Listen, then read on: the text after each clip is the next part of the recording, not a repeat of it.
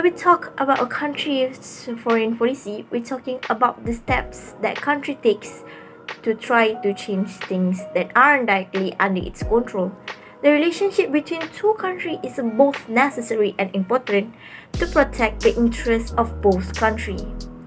This is because most countries depend on each other in many different ways, such as politics, the economy, technology, and safety. Developed countries need to build relationships with emerging countries, especially when it comes to the international trade. The government of Malaysia is still committed to having an independent, principled, and practical foreign policy. Peace, kindness, fairness, and equality are the values that guide this policy. The main goal of Malaysian foreign policy has been to protect that country's sovereignty and national interests while also making a big difference in creating a more fair and just community of states by using diplomatic effort well. Malaysia became an independent country in 1957. Since then, the country's approach to international affairs has gone through many different stages.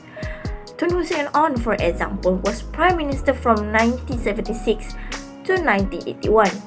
Do you know, the leaders of Singapore, Thailand, and Indonesia have praised Tun Hussein for his work to make Asian work well, especially to make sure that Southern Asian countries get along well with each other.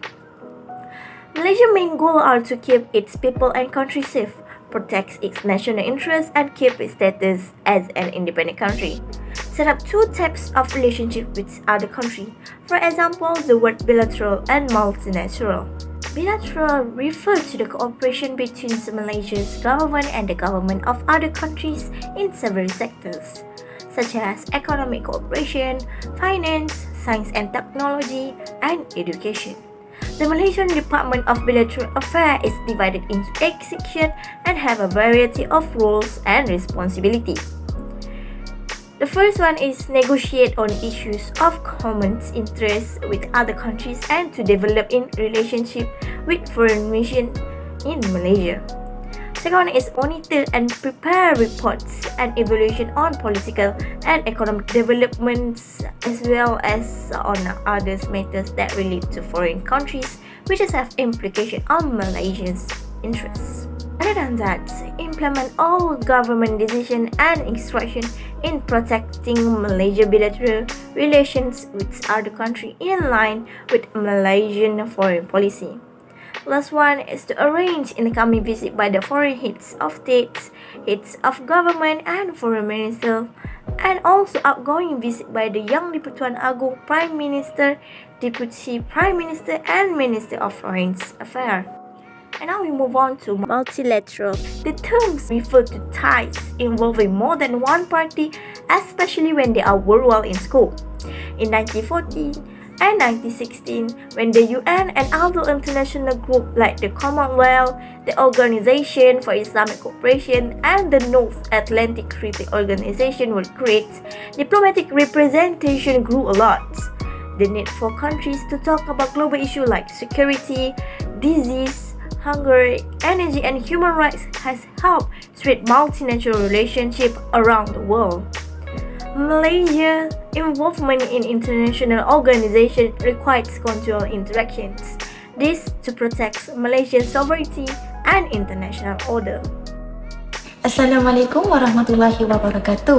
My name is Nurina SYAZWANI binti HARNIZAT and my student ID is 2020820186. Today I will present to you about non-aligned foreign policy. To begin with, Tun Hussein served as Prime Minister was from 1976 to 1981, which is not that long, but he still contributed some for our country. He refined the Malaysian foreign policy, which is already exists in previous governance, which is Tun Abdul Razak's. However, this policy has changed due to the unrest in Vietnam involving United States and China, and Malaysia did not want to side with any bloc in the world. That is why Malaysia has declared the concept of a zone of peace, freedom, and neutrality zone together with Asian members. Malaysia made this move because of two factors. First, Britain began to lessen its influence in the Eastern world. Second, the Anglo-Malaysian Defence Treaty or AMDA has had smaller impact as time goes on. One of the Malaysia foreign policy emphasis is non-aligned foreign policy. The action of non-aligned foreign policy is gotten along well with neighboring countries. For instance, Malaysia has established diplomatic relations with communist countries such as China, East Germany, North Korea, North Vietnam, and Mongolia. Furthermore, the purpose of non-aligned foreign policy are to keep the country out of international conflicts, to prevent international conflicts from arising in the Asian region, to support Malaysia's national interests such as encouraging world peace through international cooperation and ensuring the safety of its citizens and its region. And the last one is to overcome the problem of Vietnamese refugees in Malaysia. During Tun Hussein on era, he has continued what the previous leader does in maintaining the relation with other Muslim countries, most likely with Arab countries. For instance, Tun Hussein on signed 1977 an economic, scientific and technical agreement with Libya and the Arab Republic of Egypt. The agreement was already established during Tunku Abdul Rahman's era. The agreement motive was to achieve high development in economic and science and technology by the effort of exchanging the students, scientists, professors, sport elite and journalists during 1975, a treaty with the Gulf. Furthermore, Tun Hussein on has enhanced the relation with Muslim countries, specifically the Arab states. One of the reasons this action is vitally important is Malaysia gains many benefits economic ally and politically from the Arab states since Tunku Abdul Rahman's era. For example, Malaysia benefited from several commercial opportunities provided by Gulf states such as Qatar, Oman, the United Arab Emirates and Bahrain, primarily through the importation of its rubber, timber and food, notably canned food. This is why Tun Hussein on seemed to be wanting more solid relationship with other Muslim countries. Tun Hussein on also made the initiative to upgrade the relationship with other countries by increasing the involvement in international Islamic organization, particularly OIC. Tun Hussein on emphasized his government's commitment to Islam and the Islamic world. During the inaugural meeting, the Regional Islamic Organization of Southeast Asia and Pacific on November 10, 1980, in a meeting he stated that although Malaysian culture is multi-religious, Islam has been designated as the country's official religion. He says the freedom of worship is guaranteed under the federal and state constitutions. The belief in God is a part of our national ideology, the Rukun Negara. Malaysia has always been a staunch supporter of Islam. It is a member of the Islamic Conference as well as the Islamic Development Bank. It also involved the spread of the Islamic faith. We feel that financial prosperity alone would not assure a nation's health. Spiritual development is also very important to us, said Tun Hussein on. Tun Hussein's policies, as previously stated, were a continuation of Razak's pragmatic initiatives, particularly his pro-Arab policy. Recognizing the importance of foreign trade and investment for Malaysia, Tun Hussein on strengthened and expanded contacts with Muslim countries in West Asia. In 1976, he travelled to Saudi Arabia, Egypt and Libya and Turkey, Iraq in January and February 1977. Various agreements were reached between the parties involved during these trips, giving the collaboration on between Malaysia and other countries a lot of vigor and drive in the areas of trade, economy, technology, culture and science. In conclusion, can be seen that Tun Hussein on efforts and skills in ensuring that Malaysia is unified with other Muslim countries as Ummah simultaneously gain economic growth from the relationship. The emphasis of Malaysian foreign policy under the fourth administration of Tun Hussein on was to maintain relations with ASEAN countries. During Tun Hussein on's administration, he developed efforts toward a Malaysian foreign policy that was independent and neutral through established diplomatic relations with almost all countries. For instance, Tun Hussein On has taken specific steps to develop relations between Malaysia and ASEAN countries, including Indonesia, Thailand, Singapore, Brunei, or the Philippines. He also attempted to strengthen regional cooperation through his visit to ASEAN countries.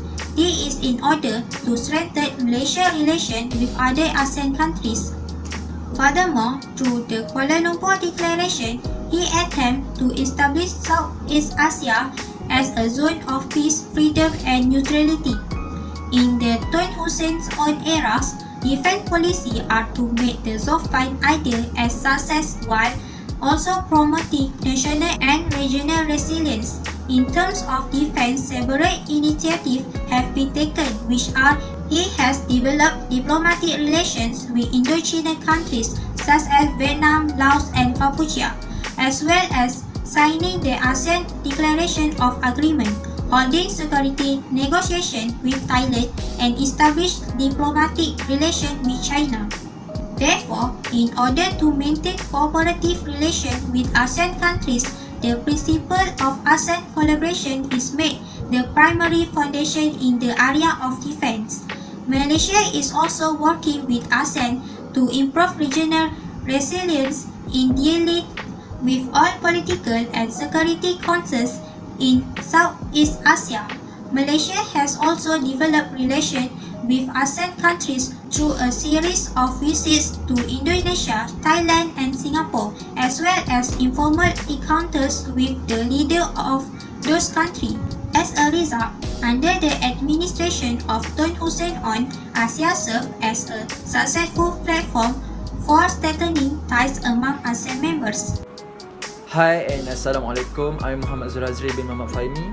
So my turn is about look to the East idea, which is one of the emphasizement under Tun Hussein On administration towards the Malaysian foreign policy. So Tun Hussein On has the same mission and vision as the previous Prime Minister, such as Tunku Abdul Rahman and Tun Abdul Razak, which specialize the relationship between Malaysia and countries from the East, especially Japan. Japan has been one of the countries that Malaysia is looking at to be developed. Furthermore, most people think the look to the East idea is originally from Mahathir Mohamad, the fourth Prime Minister of Malaysia. But people might be wrong between the policy and idea. The determination of Tun Hussein started by strengthening the investment between Malaysia and Japanese on 17 January 1977 with the Associated Malay Chamber of Commerce (AMCC) inviting Japanese businessmen to make joint ventures.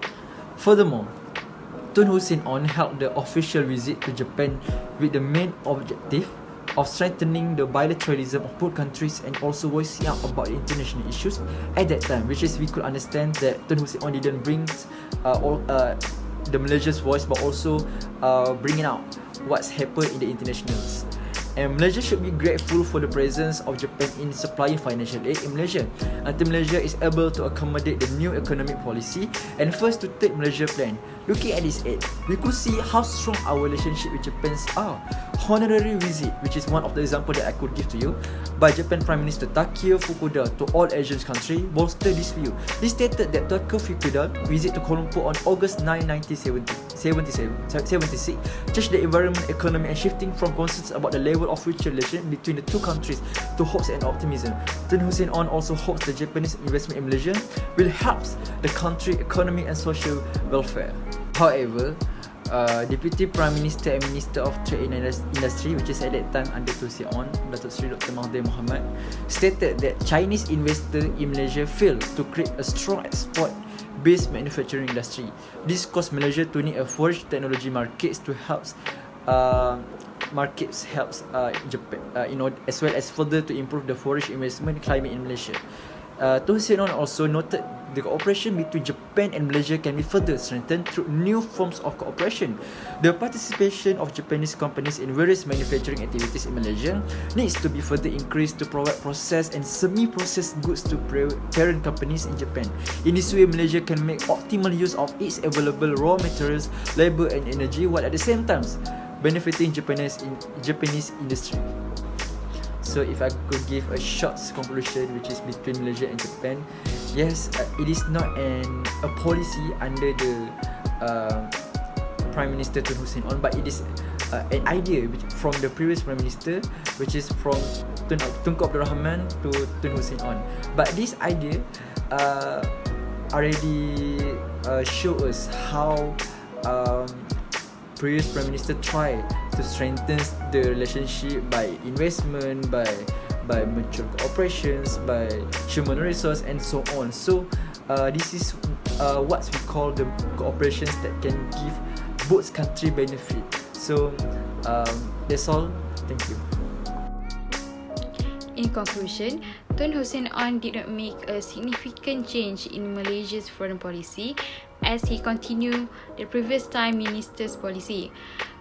Tun Hussein On seems to be more focused on the relations of countries in Asia such as Singapore, Thailand, Indonesia, Brunei and the Philippines by placing peace between countries as a priority in his foreign policy. His efforts to strengthen national harmony have attracted foreign investment, allowing Malaysia to become a politically and economically stable country. Next, Tun Hussein On has further strengthened relations with Islamic countries, especially Arab countries. One of the reasons Tun Hussein On forged closer ties with Arab countries was to increase the involvement of other countries in international Islamic organizations.